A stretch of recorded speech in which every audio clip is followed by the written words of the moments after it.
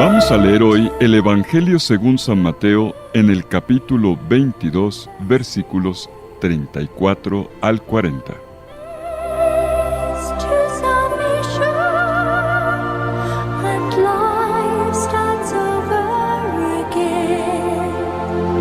En aquel tiempo, los fariseos, al oír que Jesús había hecho callar a los saduceos, se reunieron en un lugar, y uno de ellos, un doctor de la ley, le preguntó para ponerlo a prueba: «Maestro, ¿cuál es el mandamiento principal de la ley?». Él le dijo: «Amarás al Señor tu Dios con todo tu corazón, con toda tu alma, con toda tu mente. Este mandamiento es el principal y el primero. El segundo es semejante a él: amarás a tu prójimo como a ti mismo. Estos dos mandamientos sostienen toda la ley y los profetas». Palabra del Señor. Gloria a ti, Señor Jesús.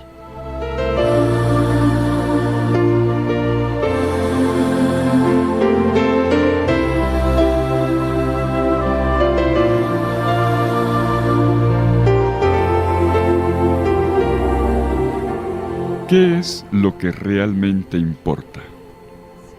¿Qué es de verdad lo que hay que hacer? Esta es la pregunta que le hacen a Jesús y cuya respuesta sintetiza él en una sola palabra, un verbo: amarás.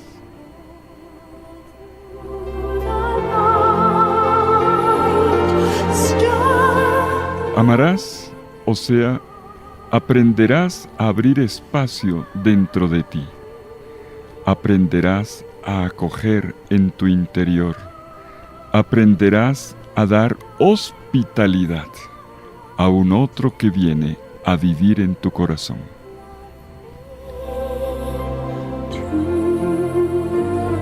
Pues sí, ¿qué otra cosa es el amor sino un ejercicio continuo del abrir espacio al otro, contrayéndose uno mismo? Y el Espíritu obra en nuestra vida cada vez que algo nuevo aflora en uno a partir de la relación con un otro diferente. Por eso la invitación a amar, a abrir espacio interior, allí es donde se juega la experiencia del Espíritu. Allí está Dios. Allí lo divino acontece en lo humano. Siempre es así. Y Él, Jesús, no lo retiene indigno de sí.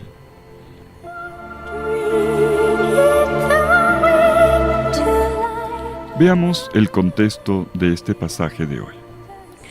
Jesús ya está en Jerusalén, según el Evangelio de Mateo. Ya entró a la ciudad santa, ya expulsó los vendedores del templo, y ahora Jesús se mantiene en el recinto amplio, enorme además, del templo de Jerusalén, que no tenía además techo, era un gran parque, con algunas secciones ciertamente techadas, pero un gran espacio. Y allí Jesús se pasea de un lado para el otro, y vienen dándose una serie de controversias, de grupos que lo vienen a afrontar, a ponerle tema. En esta circunstancia viene un grupo de fariseos, y de entre ellos uno que es doctor de la ley, para hacerle la pregunta a Jesús, la pregunta fundamental: Maestro, ¿cuál es el mandamiento principal de la ley? Quisiera subrayar el hecho de que Jesús está ya en vísperas de su muerte, está a punto de irse. Jesús está consciente de que llega la hora de afrontar los eventos decisivos y la hostilidad de sus enemigos que no dan tregua. Y Jesús no duda en echar mano de gestos y de palabras que están en capacidad, como ninguna otra, de revelar lo que puede hacer a una persona vivir según Dios. Y Jesús dice entonces: amarás. Él, el Señor, Dentro de poco abrirá espacio, Él de primero, a la experiencia de la negación y de la traición, siendo agredido en su integridad física y moral, sin desmentirse y ni por eso dejar de amar ni un solo instante.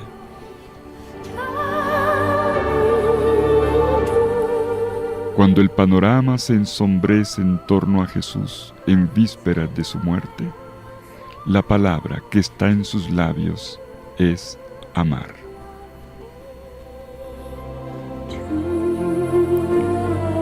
De manera que en este pasaje encontramos gestos y palabras que son testamento, aún a precio de la propia existencia. Amarás. Esto es lo que cuenta, amarás. Y esto es lo que Jesús repite a un experto en teología, un doctor de la ley, quien después de reuniones agotadoras para buscar a ver cómo le jalan la lengua a Jesús y ponerlo en aprietos y denunciarlo, viene ahora delante de Jesús para ponerlo a prueba. Para poner a prueba en el recinto del templo, donde se da culto a Dios mismo.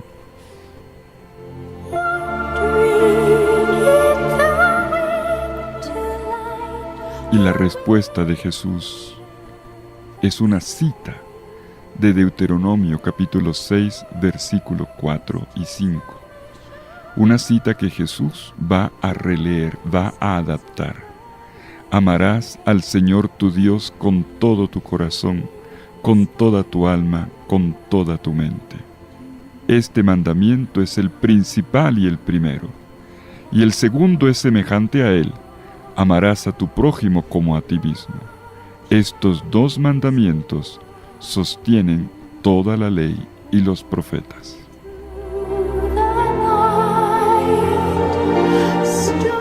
Y es interesante, en un contexto ambiguo, hecho de competiciones, de envidias, de proyectos de muerte, el contexto que acabamos de evocar, y precisamente en aquel lugar por excelencia de la espiritualidad, que es el templo de Jerusalén, Jesús no echa para atrás, aun sabiendo lo que están tramando contra él, sino que se atreve a hablar de amor.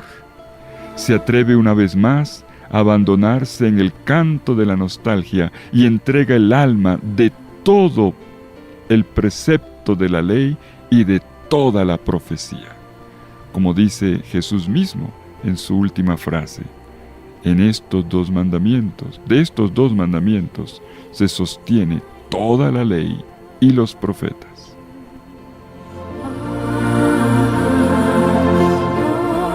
Y Jesús responde a un académico como el doctor de la ley, no con las categorías del derecho, sino con aquellas que distinguen el mundo fascinante de la oración de todo israelita.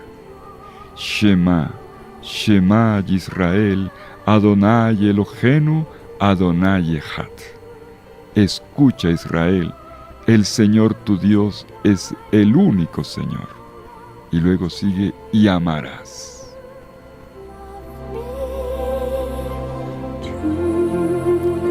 Jesús saca esta oración del ámbito legalista del Deuteronomio para ponerla ahora en el plano de una relación filial, una relación que Él demostrará que es puro amor y hasta el extremo.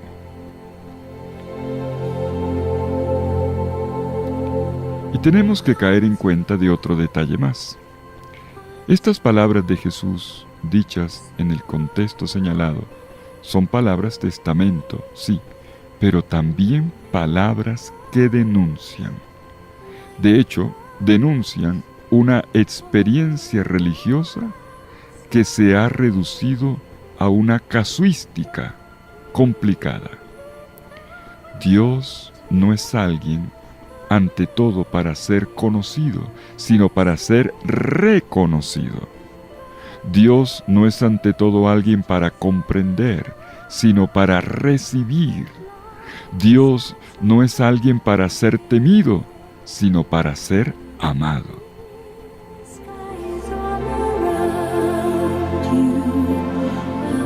Y esto lo dice en el templo de Jerusalén. Y se puede amar de verdad. Se puede amar de verdad, porque el amor radica en esto. No fuimos nosotros los que amamos a Dios, sino Él quien nos amó primero, como dirá la primera carta de Juan en el capítulo 4, versículos 7 al 10. Y nos amó cuando todavía éramos pecadores, dirá Pablo en la carta a los Romanos en el capítulo 5. Fuera de esta conciencia, miren, fuera de esta conciencia, toda institución religiosa corre el riesgo de eliminar a quien encarna el amor del Padre. Es paradójico, pero cierto. Los más decididos a eliminar a Jesús fueron precisamente los que tuvieron más oportunidad de alimentarse del mandamiento de Dios. Esta gente que andaba con el librito de los mandamientos debajo del brazo fue la gente que más daño hizo.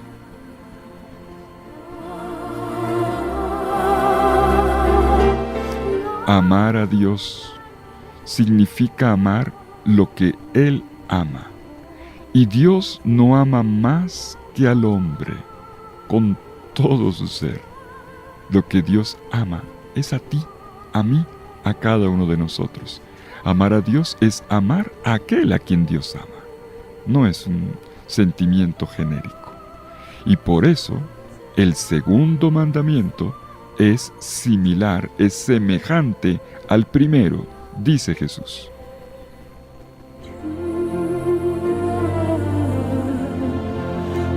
Si tú dices que amas a Dios, entonces amarás a tu prójimo como a ti mismo.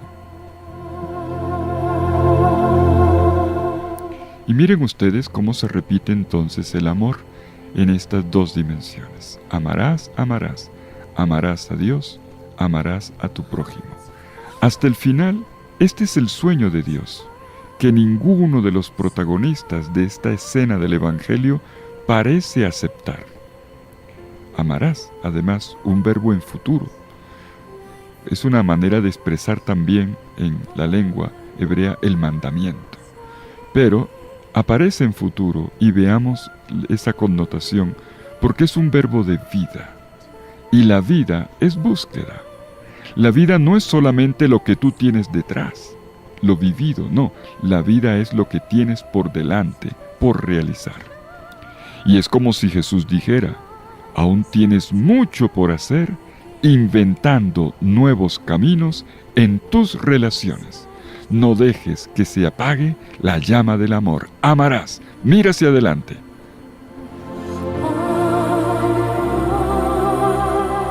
Amarás, un verbo aún pendiente de conjugar, porque la vida, Dios, los demás, siempre son advenientes, siempre están llegando como una novedad, como una sorpresa. Y es un verbo que hay que repetir, como dice el texto del Deuteronomio 6:4, y repetirás, repetirás, porque es una palabra que muchas veces se olvida cuando aparecen otras lógicas, otros impulsos del corazón, cuando la experiencia de Dios resulta más ligada a las razones del intelecto que a las del corazón.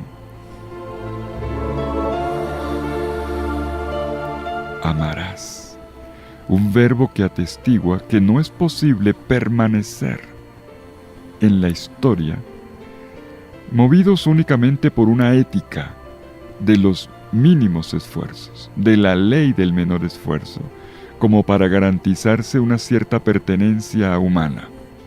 No, solo se vive de verdad a precio de una totalidad, con todo el corazón, con toda la mente, con toda la vida.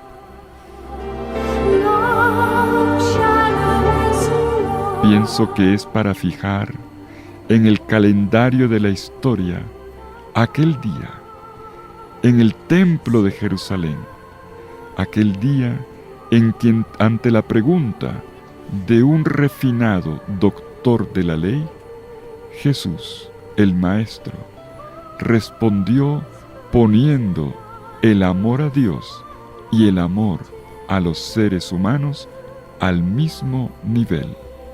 Al mismo nivel. Así como te arrodillas con tanta devoción en un lugar sagrado para adorar a Dios, con esa misma intensidad te pondrás de rodillas ante un ser humano que requiere de tu amor.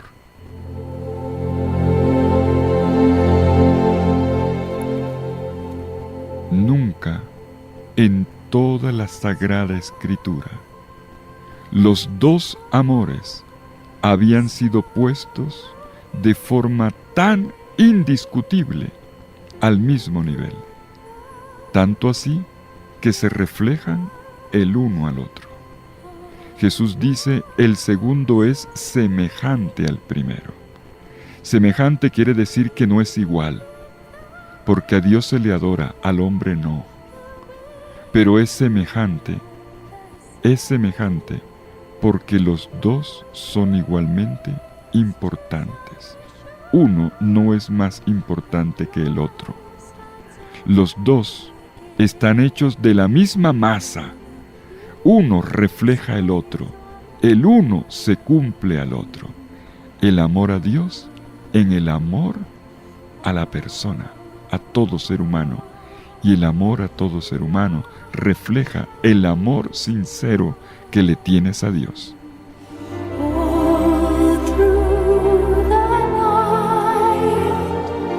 Entonces, la profesión de fe no es el criterio último por el que vamos a ser evaluados, por el que vamos a ser juzgados, sino solamente y ante todo el bien que hayamos podido generar.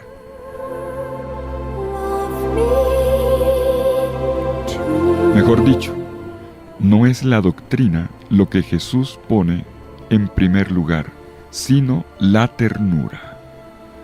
Y discípulos de este Dios no son los expertos, sino todos aquellos, tú, yo, cualquiera de que en este momento está escuchando el Evangelio, todos los que nos atrevamos a amar de esta manera.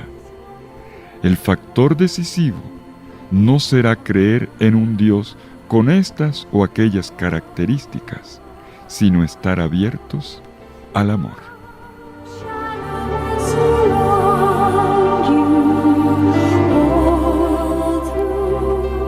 Jesús respondió a la pregunta por el mandamiento principal de la ley, por lo fundamental, por lo que debería inspirarnos en este día, en cada hora, en cada minuto, por lo que nunca debiéramos dejar de hacer. Y Jesús dijo, amarás al Señor tu Dios con todo tu corazón, con toda tu alma, con toda tu mente. Este mandamiento es el principal y el primero. El segundo es semejante a él. Amarás a tu prójimo como a ti mismo. En estos dos mandamientos se sostienen toda la ley y los profetas. Todo, absolutamente todo, está resumido en este verbo: amarás. No es un deber para cumplir, sino una linda relación para entretejer.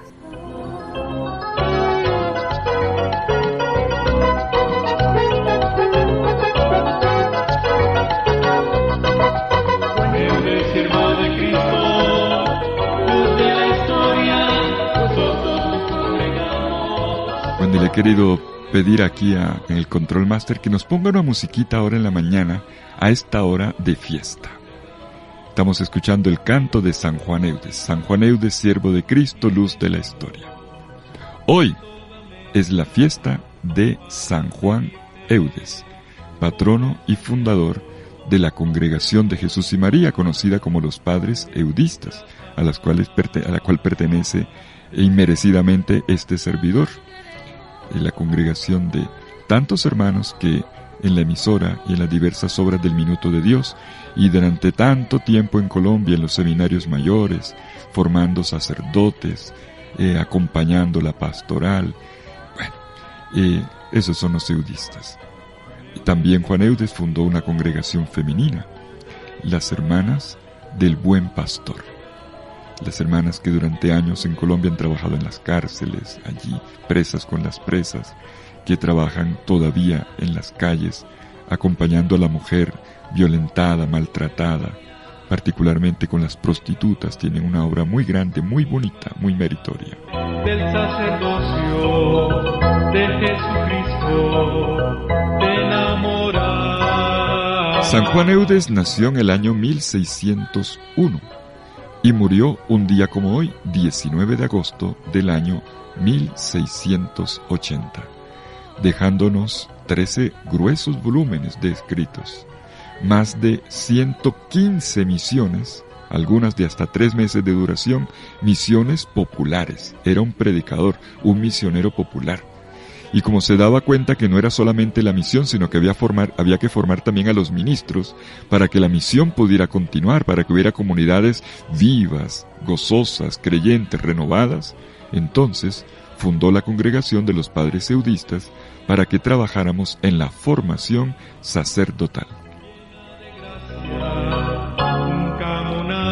Y puesto que en las misiones Juan Eudes se encontraba cada rato con la miseria real de tanta gente, fundó a las hermanas para que se ocuparan de la misericordia con las personas más vulnerables.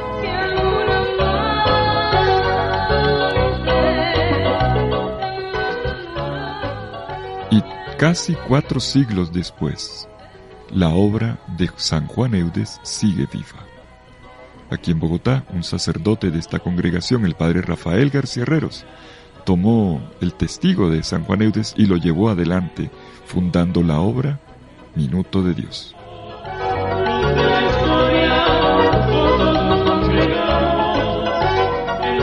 Los sacerdotes eudistas en el mundo en este momento no somos muchos, somos aproximadamente 400, pero tenemos más de 1 millar de laicos y muchísimas obras expandidas por el mundo entero. Estamos prácticamente en los 5 continentes y en todos ellos formando sacerdotes y animando la renovación de la pastoral.